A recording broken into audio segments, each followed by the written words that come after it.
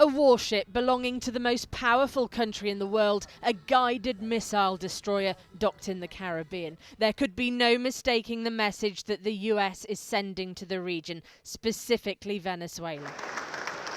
Trump has accused its president, Nicolás Maduro, of being the leader of a drug trafficking organisation, which he denies. The Venezuelan government says the US is trying to remove Maduro from power and has accused the US of fabricating a new war. Y el pueblo de los Estados Unidos lo sabe. Se están inventando. And the people of the United States know it. They're making up a new eternal war. They promise that they will never enter a war, and they're making up a war that we will avoid. How? With the mobilization of the peoples of South America. I tell the people of the United States it's vulgar, extravagant, lying, false, denying reality, the narrative they make about Venezuela. Que hacen sobre Venezuela. Last month on social media, Donald Trump posted a video appearing to show US military forces blowing up a ship. He claimed it was targeting drug trafficking cartels, saying they posed a threat to national security, foreign policy and vital US interests. He said, if you're transporting drugs that can kill Americans, we are hunting you. The US says more than 40 people have been killed in such strikes off the coast of South America so far. And the Secretary of State, Marco Rubio, is key to all of this. For him, it's personal. The son of Cuban immigrants in the south of Florida, many see that getting rid of the leadership in Venezuela is also the way to achieve change in Cuba. He sees the two countries as being closely aligned. And he knows it's not human rights or democracy that get Trump's attention, but drugs. Sure, cocaine ships from Venezuela, but there hasn't been any specific evidence of organised drug operations at the top levels of government. And in an administration where the focus is America first, it may seem like a curious approach. For years, there have been issues within Venezuela, widespread unrest after economic problems and criminal violence, and elections last year considered neither free nor fair, with Maduro holding on to power. Aboard Air Force One on his way to Malaysia, Trump said he would also be meeting the Brazilian president to talk about Venezuela, because this is an issue that has the potential to destabilise the entire region. I raised the Venezuelan issue to Trump, saying to him, because what's coming out from the newspaper, things are being aggravated with Venezuela. And I told him that it would be extremely important in this matter to take into account Brazil's experience as the largest country in South America, as the most important economic country of South America. The US Embassy in Trinidad and Tobago said the ship would be moored here until the end of the week as part of the long-standing cooperation between the two countries. It's docked here in the port of Spain at the moment, the capital of Trinidad and Tobago, about 450 miles away from the coast of Venezuela. It joins a number of other US naval vessels now patrolling this area.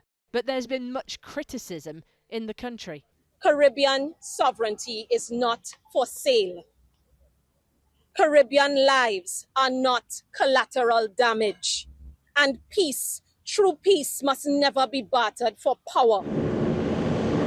Last week, the US released footage of its training in the Caribbean, including the deployment of thousands of troops. Some will argue this is all down to Trump having the wrong end of the stick when it comes to drugs. Others will say he knows exactly what he's doing and regime change is the goal.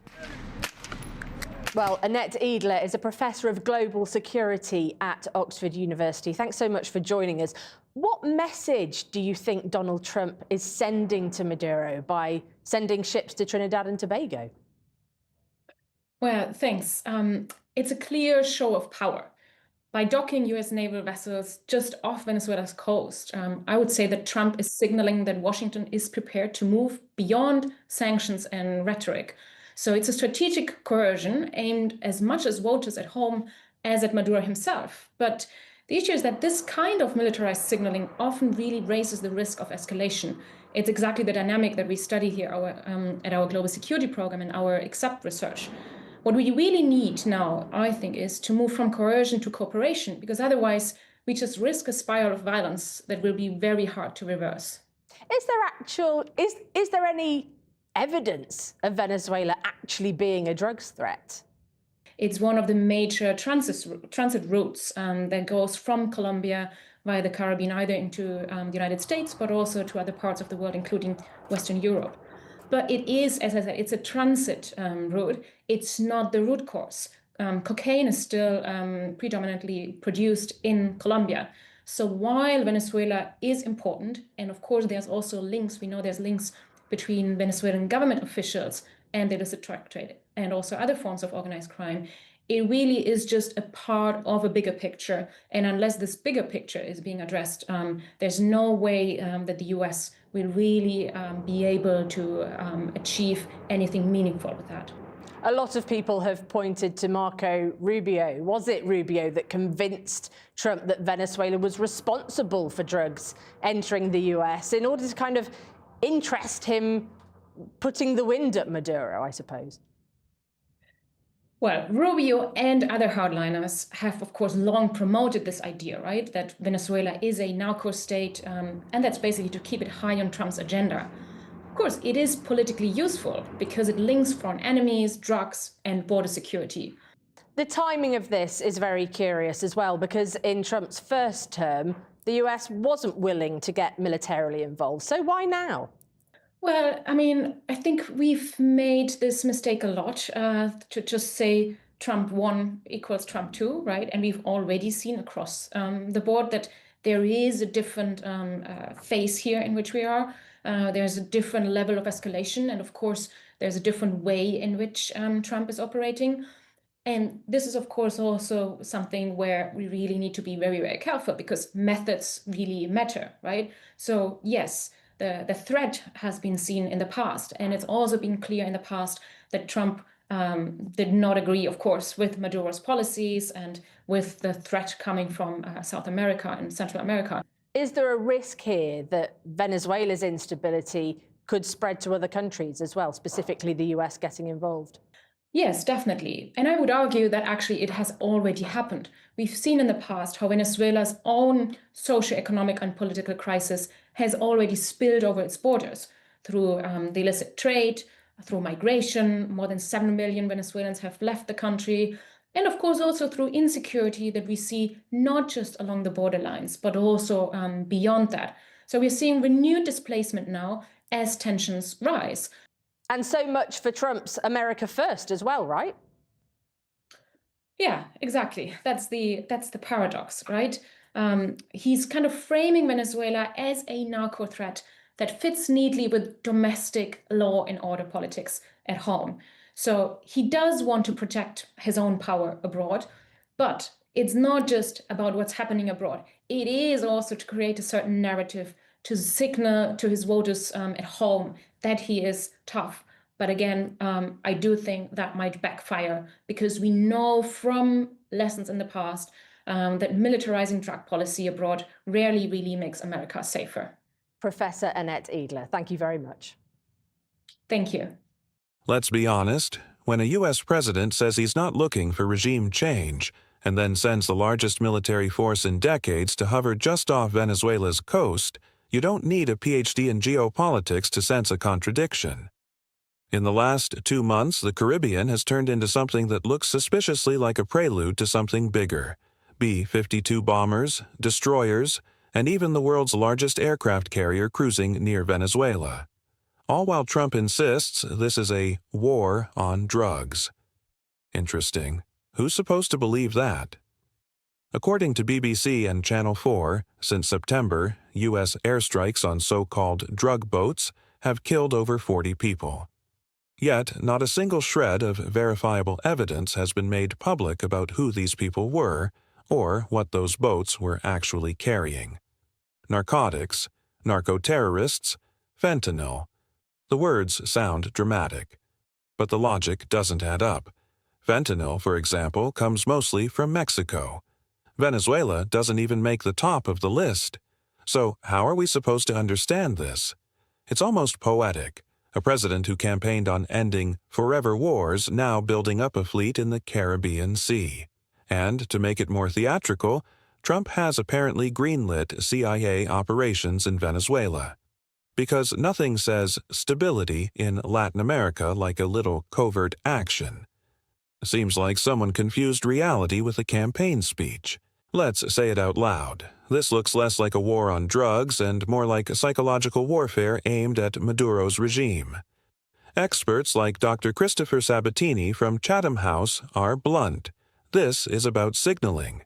It's not about invading. It's about intimidation. The goal? To spook the Venezuelan military and make them turn on Maduro. But let's be honest again. This kind of strategy assumes that generals are more scared of Washington than they are loyal to their own survival. History suggests otherwise. And the $50 million bounty on Maduro's head? Supposedly an incentive for his inner circle to betray him. Cute idea. But, as one Venezuelan law professor told the BBC, that's nothing for the elites of an oil-rich, corruption-soaked state. You'd need to multiply that by 10 just to get a conversation started. These people swim in billion-dollar scandals. Some have made fortunes off the system. They're not trading that for an FBI reward poster. Meanwhile, the Pentagon's armada keeps growing. As of late October, at least 10 U.S. warships, from missile destroyers to amphibious assault vessels, are patrolling the region. There are B-52 bombers doing attack demonstrations near Venezuela's coast, F-35 jets parked in Puerto Rico, drones buzzing overhead. It's a full-scale military show. But for what? Catching fishing boats? Let's be serious. You don't need a stealth fighter to stop a cocaine raft. Drugs are the excuse. Regime change is the intent. Even if Washington won't say it out loud, Trump himself can't resist dropping hints, telling reporters the U.S. is looking at land now, whatever that means. He refuses to answer whether the CIA's mission is to take out Maduro. Ridiculous question, he said, which in political language often means you're too close to the truth. This isn't happening in a vacuum. The last Venezuelan election was widely seen as fraudulent, and the economy is in free fall. Millions have fled the country. So yes, Maduro is hardly a democratic saint, but does that automatically justify parking aircraft carriers off his coast? How are we supposed to understand that? Is this humanitarian concern or geopolitical theater? The irony is, sanctions have already devastated Venezuela's economy, yet not one senior figure in the regime has defected. Not one. So if the sanctions didn't break them, and a $50 million carrot didn't tempt them, what makes Washington think a fleet of destroyers will do the trick? Let's be honest. It's more about optics than outcomes. It's about appearing strong, about headlines and campaign clips, about reminding everyone that Trump doesn't back down from dictators, even if the whole operation achieves little more than a few dramatic drone shots over the Caribbean. And then there's the CIA. A name that in Latin America evokes memories of coups, juntas, and the kind of democracy promotion that tends to end with tanks in capital squares. From Chile to Brazil, the ghosts of past interventions still linger. So when the U.S. starts whispering about covert operations, people in the region don't exactly breathe a sigh of relief. Seems like someone, once again, mistook nostalgia for strategy. So, what's next? Maybe nothing. Maybe this entire operation is just an expensive bluff. A giant floating message saying, "We're watching you." Or maybe it's the start of something much riskier. A slow-motion attempt to corner Maduro until someone makes a move. But here's the real question. If this isn't about drugs and it isn't about war, then what is it really about? Let's be honest. Sometimes when politicians say they're fighting cartels, what they're really fighting for is the next election.